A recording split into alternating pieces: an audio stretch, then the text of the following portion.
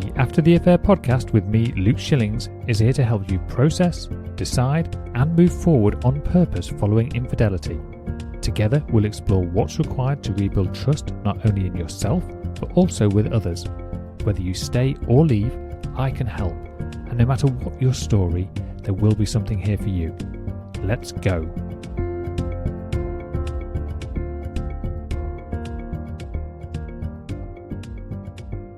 Hello, and welcome back to the After the Affair podcast. I'm your host, Luke Shillings, and today you're listening to episode number 205. This is the second in this short three-part series.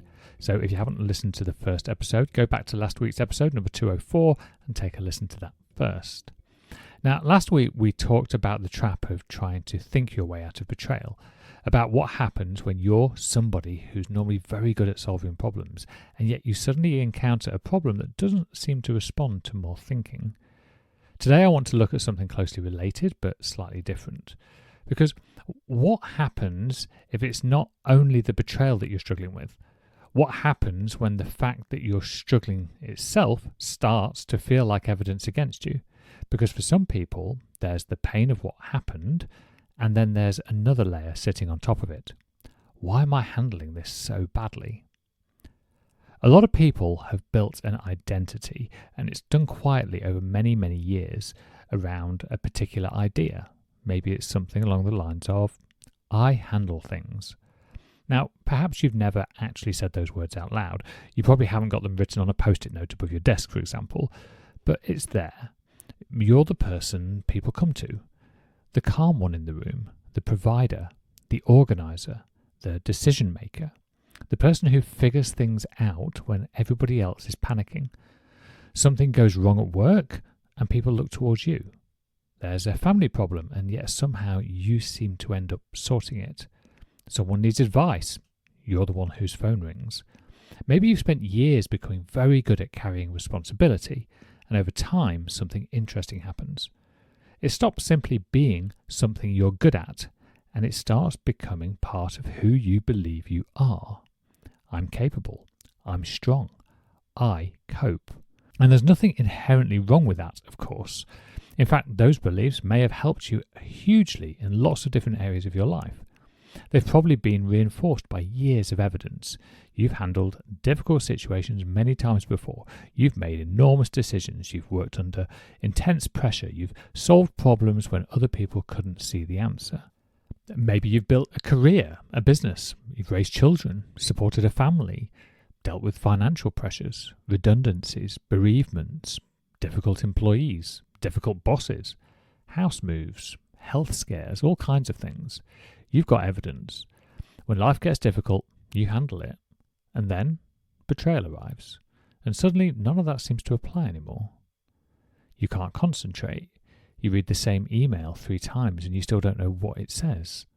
You walk into a room and forget why you're there. You sit in a meeting while half of your brain is trying to work out whether something your partner said 6 months ago was actually a lie. You wake up at 3 o'clock in the morning and immediately reach for your phone. You're checking things you never imagined yourself checking. You're asking questions that you've already asked 1,000 times. You're replaying conversations that you've replayed 50 times before. Maybe you're sitting in the car outside work trying to compose yourself before you walk inside.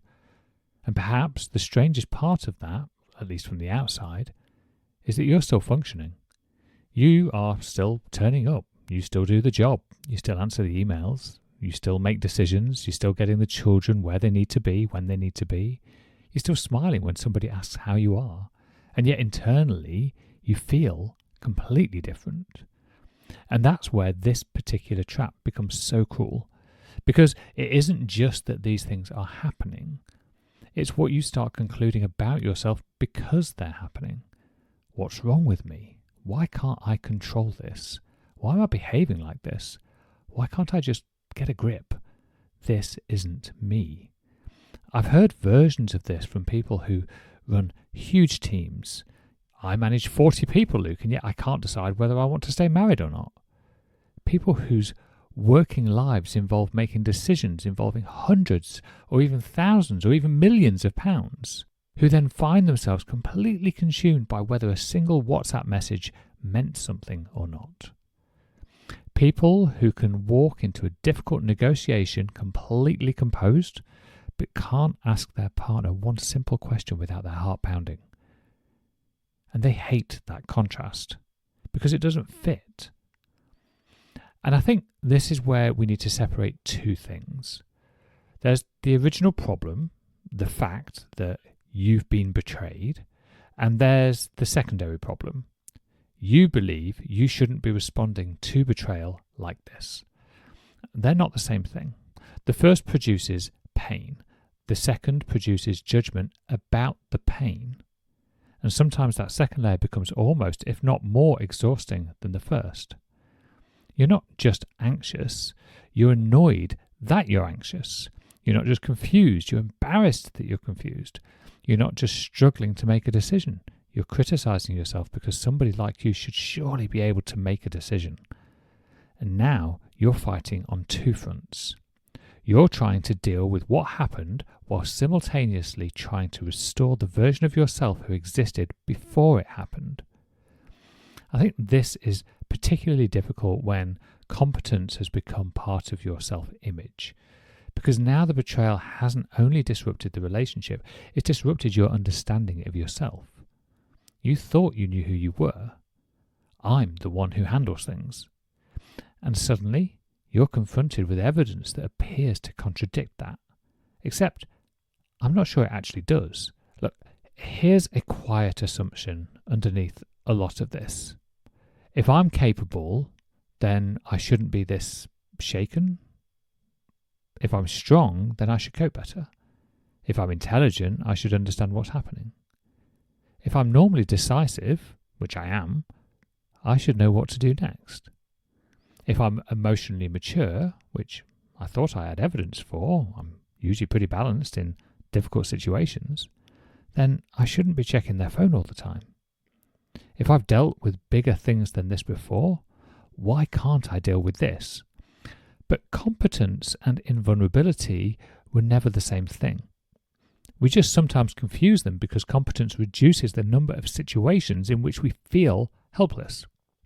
If you've become very good at your work, you probably don't regularly experience the feeling of having absolutely no idea of what you're doing. You've developed expertise, you've developed judgment, you've developed pattern recognition. You've probably made enough mistakes over the years that you've learnt from those too. You're standing on thousands of hours of accumulated experience, and then betrayal drops, you're in a completely different environment, and suddenly you don't have a map. You don't know what the rules are. You don't know whether what you're feeling is normal or not. You don't know how long it's supposed to last. You don't know whether staying is weak or whether leaving is impulsive. You don't know whether your partner is genuinely changing or simply getting better at hiding things. You don't even necessarily trust your own judgment anymore because your judgment told you that this person was safe before. That's not incompetence, it's just unfamiliar territory. Imagine taking a brilliant surgeon and putting them in a cockpit of an aircraft. Well, they're still intelligent, they're still disciplined, they're still capable of making extremely complex decisions under very intense pressure. But if they've never learnt to fly the plane, those abilities don't magically tell them which switch to press when an alarm starts sounding. It's a different domain, there are different rules, it might be the same person, still every bit as capable as they were before they sat in that cockpit, but without that training or that experience, they can't do it. And I think that's important because being extremely competent can actually make betrayal more disorientating, not less, precisely because you're less accustomed to feeling this lost. There's another layer here too. If you're normally the person that other people lean on, then where exactly do you go when you're the one who needs somewhere to lean? That's not always straightforward. Maybe people at work have absolutely no idea what's happening at home. Maybe you've deliberately kept it that way. Maybe your employees don't need to know that you were awake until 4 o'clock this morning, arguing with your partner. Maybe your clients don't need to know that you're barely holding it together. Maybe your children don't need to see every part of what you're experiencing. Perhaps your parents are elderly and you don't want to worry them. Perhaps your friends know, but you're conscious that you've already talked about it repeatedly and you're starting to wonder whether they're just getting fed up with hearing the same old thing over and over again. Or perhaps there's another problem. The people around you are used to you being okay. That's who you are, remember? And you're the kind of person that's always stable under difficult situations. In fact, you've probably already demonstrated that up until this point, just since the betrayal occurred. And when you're not okay, they don't quite know what to do with that. So sometimes they try and fix it, or just leave, or you deserve better, or stop thinking about it. Give it another chance. Think about the children. And now, instead of having somewhere to put down the responsibility for a moment, you've got another collection of opinions to manage. So you do what you've always done. You carry it. You function. You get through the day. You solve everybody else's problems while quietly falling apart over your own. And then, because you're still functioning, people assume that you're doing better than you really are, which can make the whole experience surprisingly lonely. I think there's also a danger that being strong turns into performing strength. And there's a difference. Strength might mean this is incredibly difficult and I'm willing to experience it. Performing strength sounds more like this shouldn't affect me. Strength might mean asking for help, whereas performing strength might mean hiding the fact that you need any. Strength might mean acknowledging, I genuinely don't know what to do yet. Performing strength demands an answer because uncertainty feels incompatible with the identity that you've built. And sometimes we become so invested in appearing like the person who handles things that we don't actually allow ourselves to be the person who's actually currently hurting, which we are. That's not resilience, it's image management. And the person that you're trying to maintain the image for might not even be anybody else. It might be you. You're trying to convince yourself that the old version of you is still there. But perhaps you don't need to prove that. Perhaps that person hasn't gone anywhere. So here's the reframe I'd offer. Stop using your current emotional state as evidence about your capability. If you were reviewing somebody at work, you probably wouldn't take their performance in one completely unfamiliar task and then use it to invalidate 20 years of evidence about their competence. Yet that's exactly what we do that's exactly what we do to ourselves after betrayal. I cried today, therefore I'm weak. I can't decide whether to stay, therefore I don't trust myself. I check their phone again, therefore I've become somebody I don't recognize. I can't concentrate, therefore I'm falling apart. These are incredibly large conclusions being drawn from a very specific set of circumstances. Your emotional state is real. Your behavior might be worth examining, though. There may be things that you're doing that you eventually decide you don't want to continue doing, but none of that requires you to turn this period of your life into a character assessment. Maybe you're simply a very capable person having an experience that capability doesn't protect people from. And perhaps that's uncomfortable because somewhere along the way, competence started to feel like protection. If I'm smart enough, careful enough, successful enough, observant enough, responsible enough, I can stop terrible things happening. Except we can't.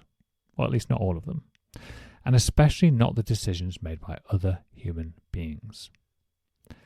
Perhaps recovery asks you to develop a slightly different definition of capability.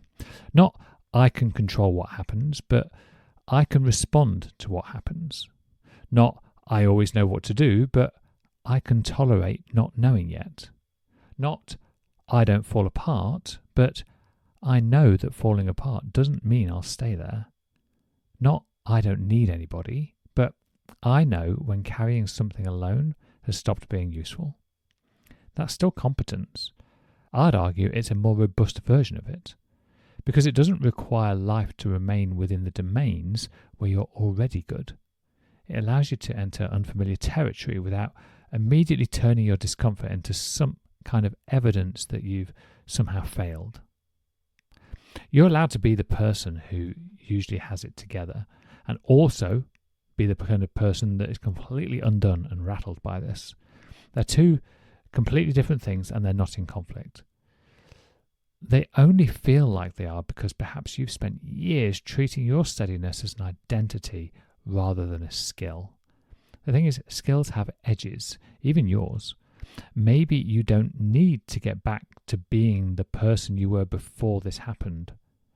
Well, first of all, as quickly as possible. Maybe not even at all. Maybe you just need to stop judging the person who's here now. Because they're still you, still capable, still intelligent, still able to make decisions, still able to build something meaningful from what comes next. Just currently standing somewhere they haven't stood before. And perhaps the most capable thing that you can do in unfamiliar territory isn't pretend that you already know the way. It's acknowledge that you don't, and then learn. Next week's episode finishes this short series with probably the biggest example of this of all. The decision so many people are wrestling with after betrayal. Do I stay or do I leave? And we're going to look at why trying to calculate your way to the right answer might be exactly what's keeping you stuck. And if you're listening to this and recognizing yourself in it, if you're functioning perfectly, well, to everybody else at least, while privately feeling like you've got absolutely no idea what you're doing, you really don't have to figure this all out alone. This is exactly the kind of work we do inside together in my one-to-one coaching. I work with many people just like you who have got it all together in lots of different areas of their lives, but are completely falling apart inside this betrayal journey. I want you to know that there is a way through this. There is a process, there is a structure, there is guidance, and there is support. And if that's something that you would like to explore more, then reach out. Visit lifecoachluke.com and book yourself a discovery call, or simply email me directly, luke@lifecoachluke.com. I'll talk to you all next week. Take care.